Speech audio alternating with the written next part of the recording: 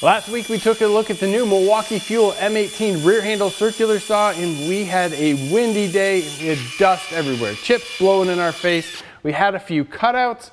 We had just a few plug ups in the dust port area, and it was just a very interesting time while we were outside. A lot of people blamed it on the thick kerf blade and also the wind. So we have a beautiful day outside today, gorgeous. And we're gonna go outside, see if we're gonna still get those chips in our face with the standard blade. And we have a couple other saws here. We're all gonna put the same blade on them all the way through and just give you a view of how they react to dust and or a little bit of the power of the saw as we cut through multiple different materials. All right, we have no wind today. Basically, we have the same blade that came on this. Dust port is open and pointed down. We're gonna look at how much dust comes back in your face with the standard blade. Then we're gonna go to a smaller or thinner kerf blade. Let's just see how this does. Yes, we're gonna get into the sawhorses on each side. No big deal. We're at full depth of cut. We're cutting off about a 1/4 inch. Let's see how it goes.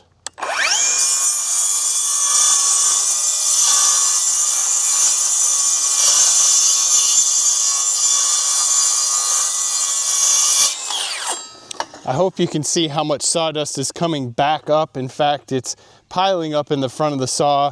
It's okay, but we're getting a lot back in our face. So let's switch blades. This is Milwaukee's new thin kerf nitrous blade. We have everything cleared out. We have the new thin kerf blade on it. Let's ditch the guard and just go through, do some cuts, and just watch where this sawdust goes.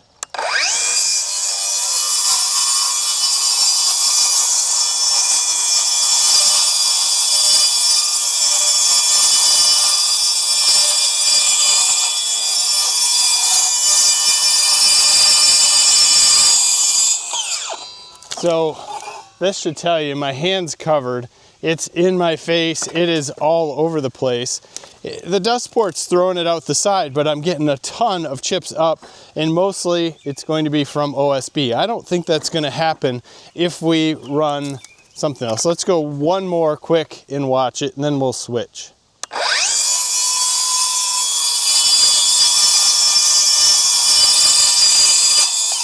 Right here, you can just watch the dust come out. There's just a very light breeze and it's just going right over the saw.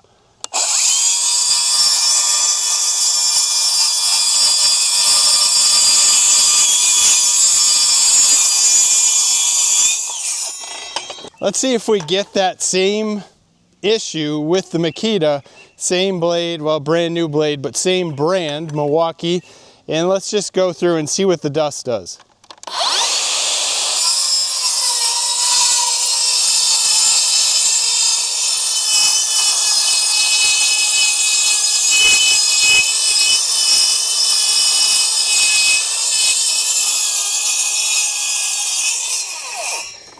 There's dust that's still definitely coming out. The dust isn't coming up. It seems to be getting caught here.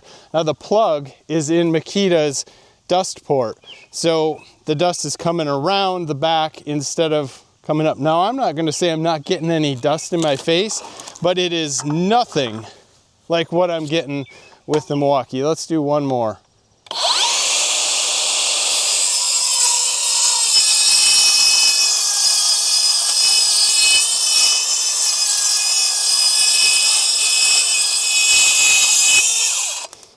The chips that I see are coming a little more forward and around. I'm not getting them back up in here, and the blade guard looks a little bit further out.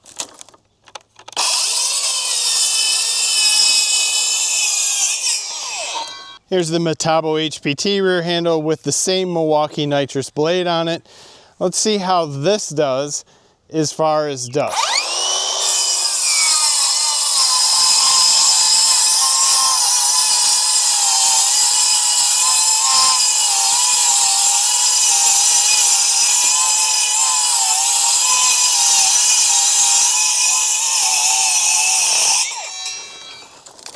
Obviously the dust is coming out the back. I'm not getting it in my face. It seems like it's a little bit slower to me than what I would have expected this to come out in B. Let's go again.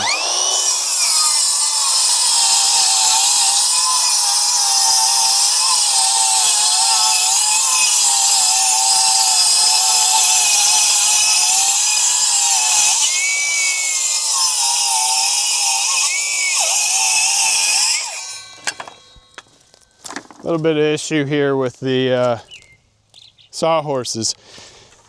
Dusty, but not crazy. Let's run the Milwaukee again.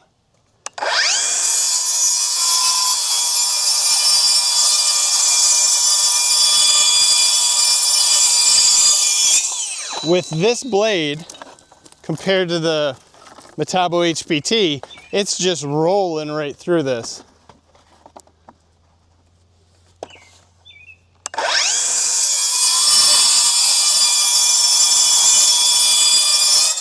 But I am eating it enough that it's inside my glasses, and I'm paying more attention trying to see what's going on than where I'm in the wood. That's just, it's too bad. I wish it wasn't this way.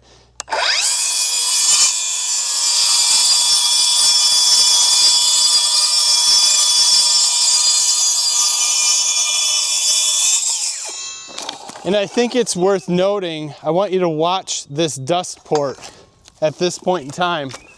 I know the cuts are not straight by any means anymore, but watch this dust port. In fact, I'm going to push it forward so you can see a little bit more.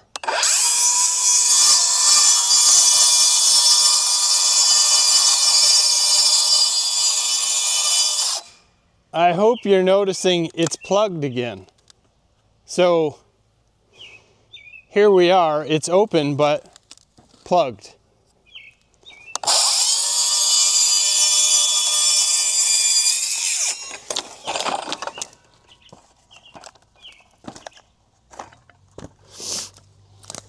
The amount of dust that's around, collecting behind the battery, and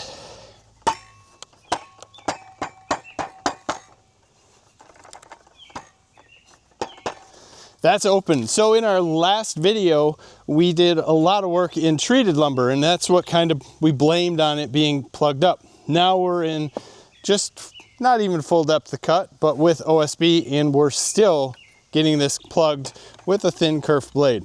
Just for fun, here's the Makita. We're just gonna cut this up.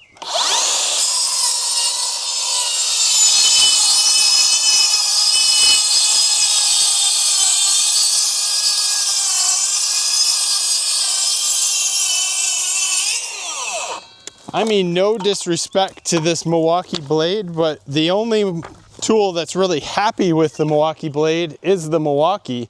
This Makita seems to be struggling with it a little bit.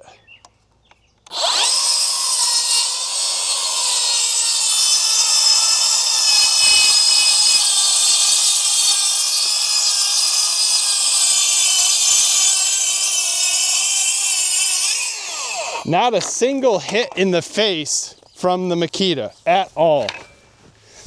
Well, I fear this is going to get a little ugly because it's going to push, but let's see what happens.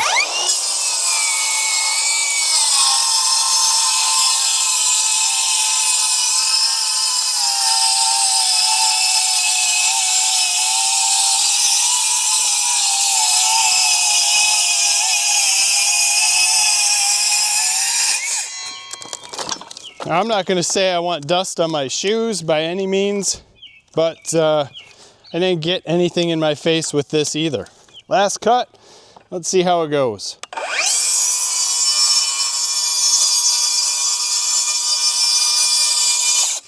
Dust chute's open, still getting things back at me.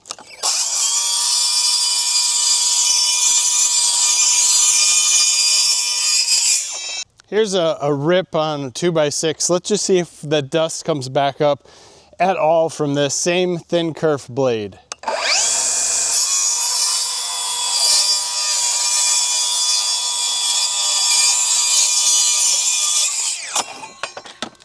Yep, still getting dust in my face. Not as bad. Here's the Makita.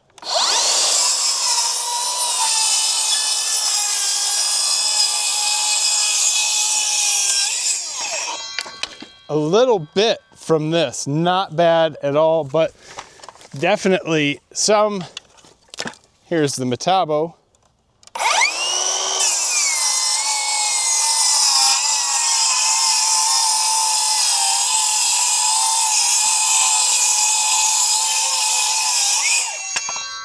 None. Let's go back to the Milwaukee and let's watch it.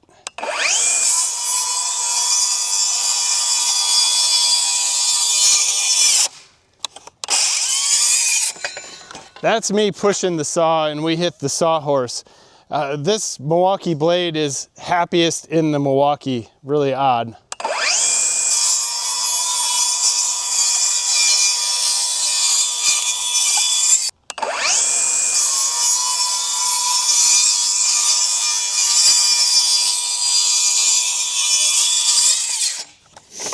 I'm not sure if you guys can see it, but I'm just eating dust whole way across.